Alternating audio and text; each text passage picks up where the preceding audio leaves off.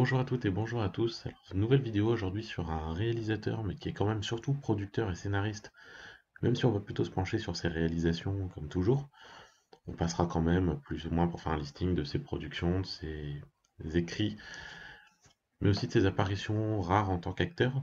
On va parler de Judd Apatow, le roi de la comédie américaine, comme on l'appelle. Le bonhomme est né en 1967, ce qui lui fait 53 ans au jour d'aujourd'hui. Il compte un nombre de productions assez folle, un nombre de scénarisations assez folle, pour quelques réalisations. On le voit dès 1991 avec le spectacle Jim Carrey The Unnatural Act, qui a été réalisé par Michael French.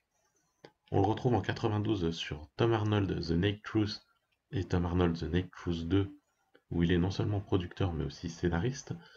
On le retrouve aussi sur Roseanne Arnold de Tom Arnold en tant que producteur, sur le Ben Stiller Show en tant que producteur exécutif, scénariste, mais également acteur à l'occasion, sur le téléfilm Crossing the Bridge de Mike Binder où il est producteur. C'est pas fini, on le retrouve en 93 sur Tom Arnold The Naked Truth 3 où il est producteur et scénariste, sur Comic Relief Baseball Relief 93 de Paul Miller où il est scénariste, sur le Larry Sanders Show où il est scénariste, voire même réalisateur de quelques épisodes, mais en 98 cette fois.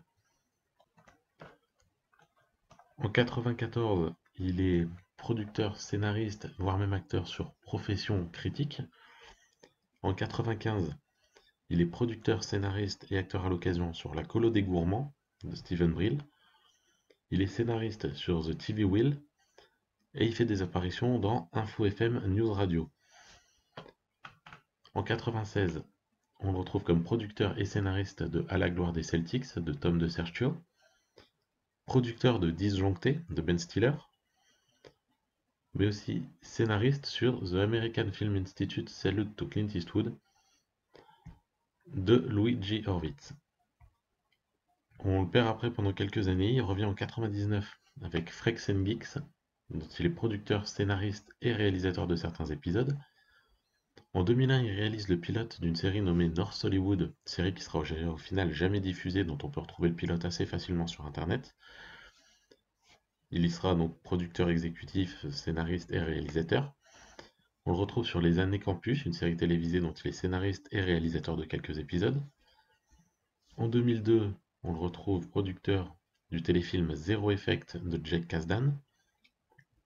En 2003, producteur et scénariste du Life on Parole téléfilm de Jon Favreau. Il revient comme scénariste sur Sick in the Head, un téléfilm de John Fortenberry. En 2004, on le retrouve au 2004 MTV Movie Awards pour la réalisation d'un segment. On le retrouve également comme producteur et acteur de présentateur vedette La légende de Ron Burgundy, et toujours comme producteur et acteur sur Wake Up Ron Burgundy The Lost Movie. Et c'est donc à partir de l'année suivante, en 2005, qu'il va effectuer sa première réalisation. Et c'est donc en 2005, soit il y a à peine 16 ans, que Judd Apatow réalise pour la première fois un long métrage pour le cinéma. Pour le coup, il le coécrit avec Steve Carell qui est à l'origine de l'idée du film. Il s'agit de 40 ans toujours puceau. Le film raconte l'histoire de Andy, un homme qui a toujours été timide, qui a beaucoup de mal avec les femmes. Un jour, ses collègues vont découvrir qu'il est toujours puceau et ils vont décider, après quelques instants d'incrédulité, de l'aider à rencontrer une fille et à coucher avec elle. Le film, bizarrement, n'est pas un film aussi lourd qu'il semble l'être à la vue du titre et à la vue du pitch. En fait, c'est une comédie romantique plutôt réussie, plutôt sympathique et surtout, bizarrement, assez importante aujourd'hui. Dans un monde où on catégorise très vite les gens, on a tendance à se moquer de ceux qui ne nous plaisent pas.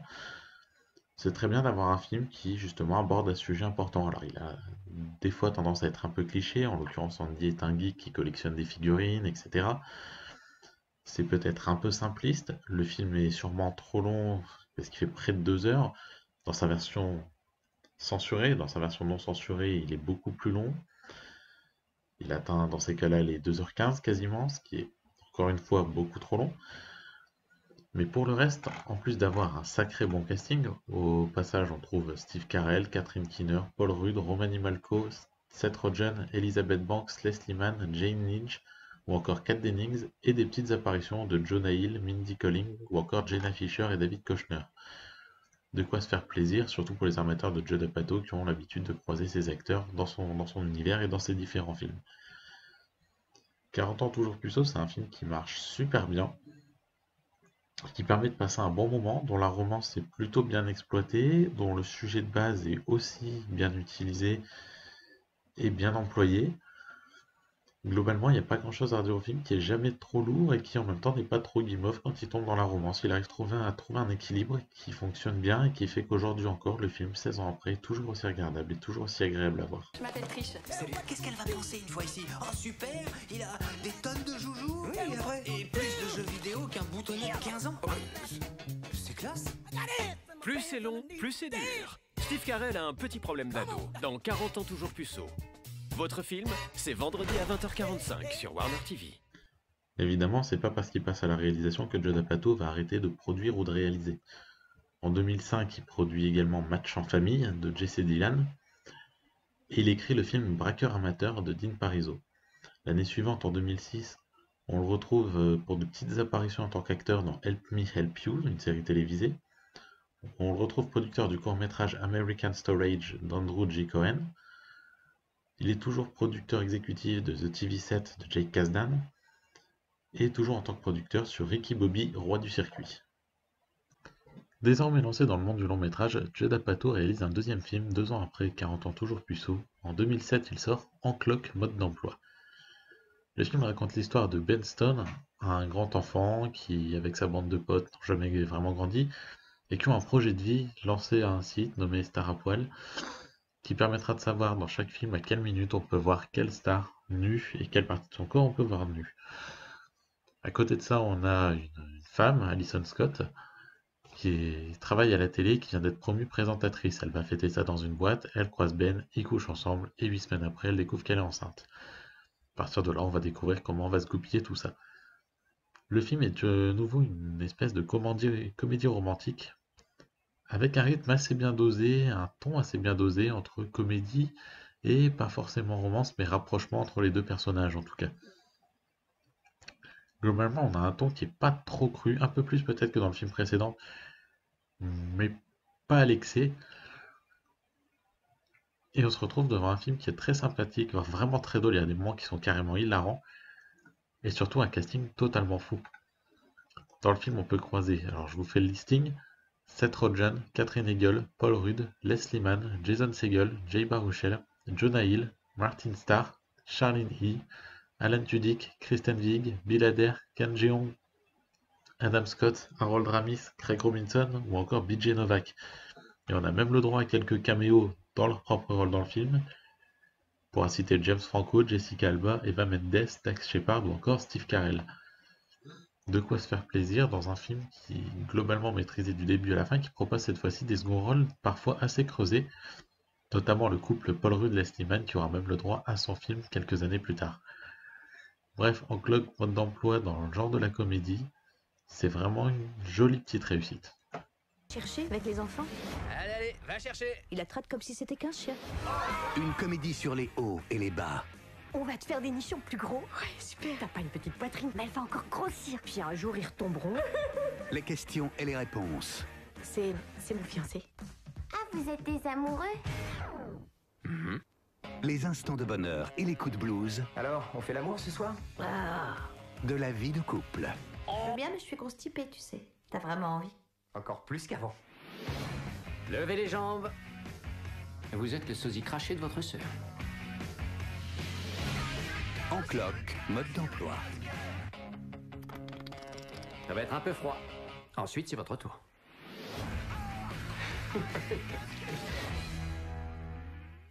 Mais ce sera pas tout en 2007, puisque le réalisateur se permettra également de produire Super Grave de Greg Mottola et de produire et scénariser Walk Hard, l'histoire de Dewey Cox de Jake Kasdan.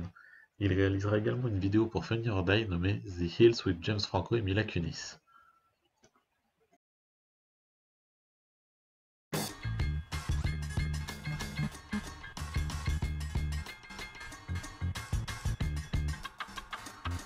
gotta do the rice with the fork. Yeah. You full? You're full, huh? No, I just ate Chinese food. Et l'année suivante, en 2008, il produit Sans Sarah, rien ne va de Nicolas Stoller, Drillbit Taylor, garde du corps de Steven Brill, Frangin malgré eux d'Adam McKay, Délire Express de David Gordon Green. Il scénarise Rien que pour vos cheveux de Denis Dugan et réalise également un segment d'un concert de charité nommé Night of Too Many Stars, an Overbook Concert for Autism Education. C'est désormais une habitude, mais il suffit de 2 ans pour que Judd Apatow revienne au cinéma, cette fois avec le film Funny People. Funny People, c'est un film beaucoup plus ample et beaucoup plus ambitieux que les 2 précédents. Le film dure près de 2h30 et dépasse même les 2h30 en version longue. Le film raconte l'histoire de George Simons, un comédien de stand-up mais aussi comédien pour le cinéma, qui apprend du jour au lendemain qu'il est atteint d'une leucémie et qu'il lui reste peu de temps à vivre. Il va à ce moment-là se rendre à un spectacle et croiser un comédien, un humoriste débutant du nom de Ira Wright, à qui il va proposer d'écrire ses vannes et ses textes. Bien entendu, c'est juste la base du film, qui va être beaucoup plus ample, puisqu'on va découvrir justement les retrouvailles du personnage avec d'anciennes personnes qu'il a connues, avec qui il va plus ou moins se réconcilier. Et globalement, les 2 premiers tiers du film sont consacrés à cette vie, alors qu'il sait qu'il est malade. La dernière partie renverse la situation, et s'avère donc intéressante également. Alors même si les 2h30 font un peu longues par moment, le film est très réussi, se montre très touchant, et bizarrement l'aspect le moins réussi du film c'est son côté humoristique, mais surtout dès qu'il parle de stand-up, dès qu'on voit les scènes de stand-up qui sont pas très drôles, qui sont extrêmement vulgaires, et c'est d'ailleurs bizarre que ce soit le film le plus vulgaire du réalisateur, tout du moins de ce point de vue-là, parce que pour le reste c'est vraiment une grande réussite. On s'attache très bien au personnage, c'est très agréable à regarder. Le casting est moins gros que sur les films précédents, mais aussi parce que c'est pas nécessaire d'appeler autant de stars. On retrouve tout de même Adam Sandler, Seth Rogen, Leslie Mann, Eric Bana, Jonah Hill, Jason Schwartzman, RZA, Aziz Ansari ou dans des petits rôles, Aubrey Plaza, Justin Long, et même quelques petits caméos, notamment Sarah Silverman, Ray Romano ou encore Eminem. Bref, il y a quand même de quoi faire, mais c'est très clairement le film le plus intéressant, le plus fort et le plus mature de Judd Apatow jusque-là, et ce malgré quelques délires. Concernant la performance d'Adam Sandler, on a souvent tendance à descendre de comédien, et je suis le premier à le faire puisque je suis pas fan de son jeu. Ici encore, je le trouve juste correct, pas grandiose mais correct, mais ça suffit pour que le film fonctionne totalement. Et je vous conseille grandement de voir Funny People. Clark, je fais la place au malaise. C'est ton ex, c'est ça? Il est marrant ce gars-là. Pourquoi ces films sont pas drôles, c'est bizarre. Qu'a demandé au magicien de redevenir jeune? Je voulais pas dire aussi jeune. Tu as entreaperçu ce que la plupart des gens ne verront jamais. Tout s'est éclipsé. Quand vous aimez quelqu'un, ne laissez pas s'éclipser. Qu'est-ce qui se passe ici? Mais y a rien du tout de pas banal, mon gars. C'est quoi ce délire? Ok.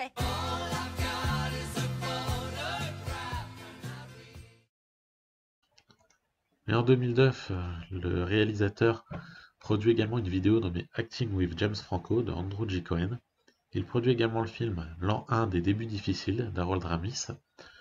Il produit un documentaire making-of nommé Funny People HBO Behind the Comedy, et également la série Funny or Die présente, dont il va également réaliser quelques épisodes et écrire certains épisodes. L'année suivante, en 2010, il produit le film American Trip de Nicolas Stoller, et un court-métrage qu'il réalise également nommé I Am Harry Potter avec Daniel Radcliffe.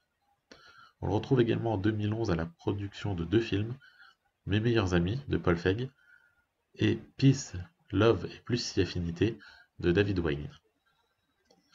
On le retrouve même comme acteur ou plutôt comédien de doublage sur The Zookeeper de Frank Coraci. En 2012, il retrouve la réalisation, cette fois avec un film dérivé de Encloque mode d'emploi qui s'appellera en VF 40 ans mode d'emploi. En passage après 40 ans toujours puceau, Encloque mode d'emploi et 40 ans mode d'emploi, on aurait pu croire qu'il réalisera ensuite un biopic sur Marie qui s'appellerait Encloque toujours pucelle, mais en l'occurrence c'est pas le cas. Bref, on va revenir sur 40 ans mode d'emploi qui suit cette fois les personnages de Debbie et de Pete qu'on avait vu donc dans Encloque mode d'emploi qui étaient des rôles secondaires. Mais on va suivre l'arrivée à la quarantaine, le fait que Pete vive depuis longtemps avec une femme et 2 filles. On va suivre les déboires de ce couple et aussi les rapprochements qui vont se faire et le changement finalement dans leur relation. C'est un film qui est très bien foutu, qui est très réaliste, même si pour, par exemple, leur galère d'argent, on va pas forcément se comparer à eux, ça reste une famille aisée, très loin de nos problèmes à nous. En l'occurrence, on y suit toujours un joli casting avec Paul Rudd, Leslie Mann, Jason Segel et Charlene Lee qui sont sortis directement de Clock Mode d'emploi, mais on rajoute Melissa McCarthy, Megan Fox, Albert Brooks, John Lithgow, Chris O'Dowd et même une apparition de Billy Joe Armstrong, le chanteur de Green Day. Pour le reste, ce qu'on voit, c'est un film qui est simplement une tranche de vie avec des personnages qui vont vivre leurs aventures. Debbie qui va par exemple retrouver son père biologique, Pete qui va avoir quelques soucis avec sa boîte. On va suivre leurs disputes, les moments où tout se passe bien, et ça fonctionne super bien. C'est plutôt bien rythmé, même si le film fait encore un peu long parfois. Il dure encore une fois à peu près 2h10, voire 2h15. C'est parfois un peu trop long, mais ça reste globalement très agréable à regarder, très sympathique. C'est vraiment un film qui, dans son genre, est plutôt très réussi et qui parvient même pour moi à surpasser l'original, c'est-à-dire En Clock Mode d'emploi. Pour moi, il est au-dessus. Bref, c'est une nouvelle fois un bon film du réalisateur. J'ai le téton? C'était au niveau de l'épaule. J'ai toujours eu les tétons hauts. On aura 90 ans en un clin d'œil. Il faut prendre la décision de tout changer. Laisse pas la quarantaine faire de toi une quadra. Tes seins, c'est des vrais? Ouais, normal, je suis jeune. Pourquoi on s'engueule? J'en sais rien. Parfois, t'es tellement en rogne que j'ai l'impression que tu veux me tuer. Mais j'ai envie de te tuer. Comment tu ferais? Je mettrais du poison dans tes petits gâteaux. Les derniers mois de ta vie seraient super pour moi. Mais je serais en train de te tuer.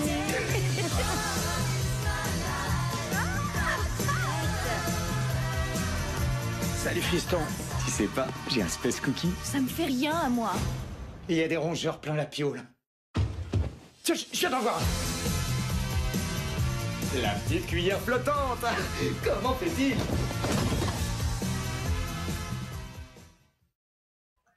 En 2012, il va également produire Business Trip et en 2013, Légende vivante ou Encore Man 2 en VO. En 2015, Judd Apatow sort un film qui va être extrêmement bien reçu aux États-Unis, mais d'une manière beaucoup plus froide, beaucoup plus mitigée en France et en Europe de manière générale, Crazy Amy. C'est le premier film que n'écrit pas Judd Apatow, dont il collabore même pas à l'écriture. Le film est entièrement écrit par Amy Schumer, qui prend également le rôle principal au passage. Évidemment, elle n'est pas la seule à tourner dans le film. Elle fait équipe ici avec Bill Hader, avec Brie Larson,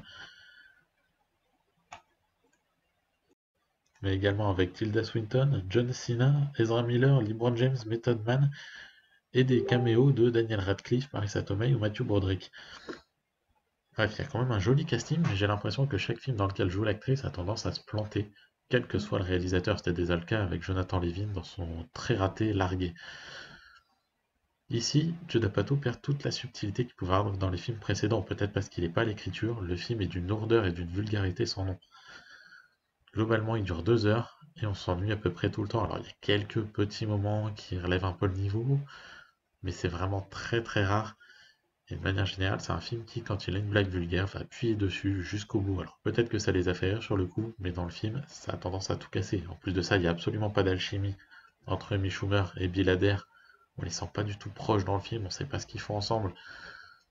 Bref, alors je vais pas raconter l'histoire, mais pour résumer, ça raconte l'histoire de Amy, une fille qui très jeune a appris que, par son père, que la monogamie c'était pas le top, et qui du coup va passer sa vie avec différents hommes. Et un jour, elle va rencontrer un médecin du sport dont elle va plus ou moins tomber amoureuse, et je dis bien plus ou moins parce que ça se ressent absolument pas dans le film. Crazy Amy, c'est un film que j'aime pas du tout, que j'aimais pas à sa sortie, que j'ai revu là et que j'aime toujours pas. Pour moi, c'est un gros ratage qui s'en sort qu'en termes de mise en scène où elle est tout à fait correcte puisque le réalisateur est habitué, mais même Amy Schumer est assez mauvaise dans le film. Bref, c'est vraiment pas un film que je vous conseille. Bloom, vous voulez boire un verre? Ouais.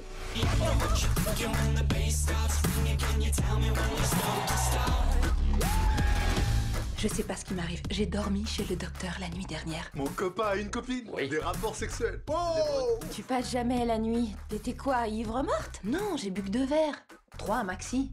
Bon, et 4 peut-être à la rigueur. Pourquoi tu prends des antibiotiques? Oh, c'est lui, il m'appelle. Pourquoi il t'appellerait? Vous avez juste couché. Oui, bonjour, tu t'es assis sur ton téléphone? Non, il est dans ma main, je t'appelle avec. Elle a dit quoi, là? Il m'a appelé volontairement. Raccroche tout de suite, c'est un taré, fais hyper gaffe. Je voulais te dire que j'avais passé une super soirée et je voulais savoir si t'avais envie qu'on se revoie. J'appelle la police. Il faudra ensuite attendre 5 ans pour retrouver Judd Apatow à la réalisation d'un nouveau film. Peut-être parce que l'échec de Crazy Amy l'a marqué, mais étant donné que aux États-Unis ça a été un succès, je doute que ce soit ça. C'est peut-être surtout parce qu'il est retourné au one-man show pour lui-même se présenter dans un one-man show. Donc. Mais au bout de 5 ans, il revient donc avec The King of Staten Island, un film qui délaisse plus ou moins l'humour qu'il avait auparavant pour se concentrer sur une inspiration d'histoire vraie, celle de Pete Davidson.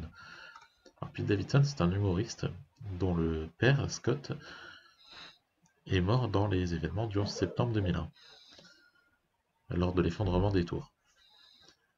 Il s'est donc inspiré de sa propre vie pour créer le personnage de Scott Carlin, donc certainement un hommage à son père, qui est donc le fils d'un pompier mort lors d'une mission quand il avait 7 ans et qui vit avec sa mère à Staten Island, qui est un quartier résidentiel de New York.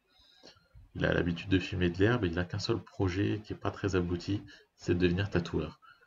À partir de là, ce que va faire le film, c'est simplement nous montrer la reconstruction de ce personnage, notamment lorsque sa mère va rencontrer un nouvel homme.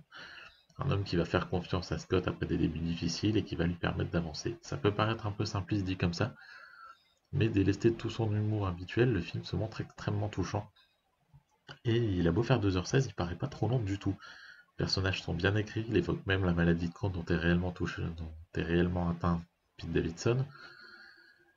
Et le film se montre incroyablement réussi, que ce soit en termes de mise en scène, de performance d'acteur. Pete Davidson est incroyable et il est accompagné en plus par Marisa Tomei ou Steve Buscemi.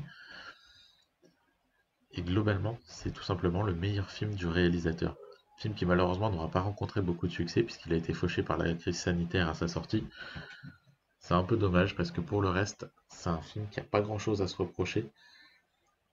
Tout est très bon globalement dans le film.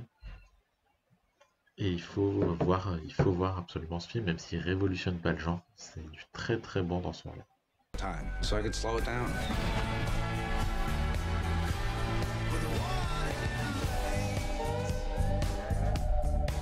I just feel like everybody's always disappointed in me, and I never live up to anybody's expectations.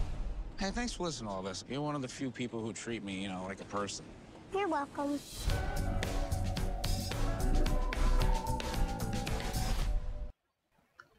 Il faut attendre 2022 pour voir revenir Judd Apatow avec le film La Bulle, un film sorti en VOD sur Netflix. 2021-2022, la pandémie de Covid a inspiré les auteurs, réalisateurs et artistes de tous bords, et dont Judd Apatow qui réalise ce film, et il sort donc sur Netflix. Et dans son genre, ça se tient quand même. En pleine pandémie, le cinéma tente de continuer à exister. Le tournage de Bête de la Montagne 6 débute avec les conditions sanitaires nécessaires. Il est vrai que les conditions sanitaires sur les tournages ont pu être source de difficultés, mais aussi de moqueries. L'équipe va ici imaginer une bande d'acteurs d'une franchise un poil nanardesque, mais à succès, se retrouvant coincés sur le tournage de ce truc. Entre isolement complet, gestes barrières et ego plus ou moins bien dimensionnés, on aura droit à quelques moments franchement drôles, franchement hilarants.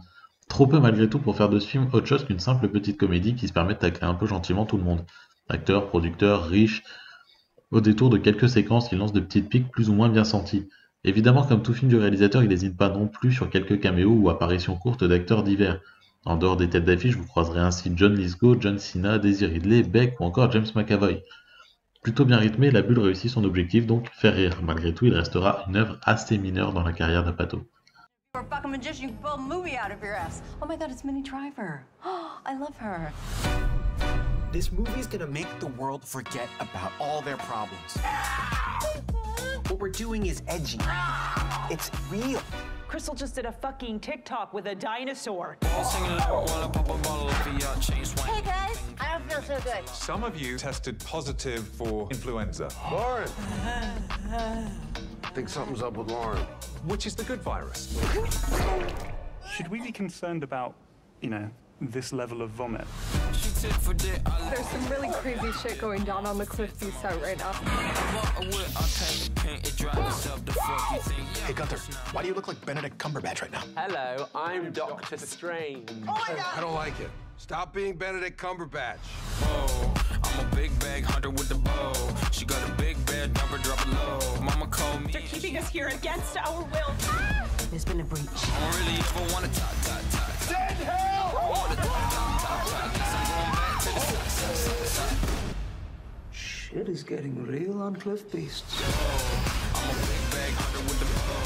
She got a big bed, number drop it low. Mama called me and she happy with. Are you nervous to meet the dinosaurs? Mom, they're not real. I thought there was an elephant wearing a mask or something.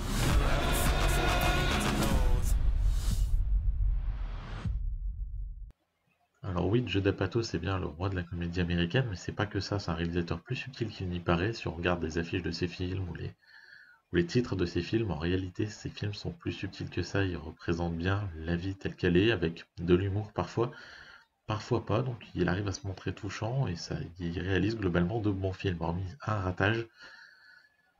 Sa carrière, pour l'instant en tant que réalisateur, n'a pas de vrais faux pas, si ce n'est donc forcément ce Crazy Amy.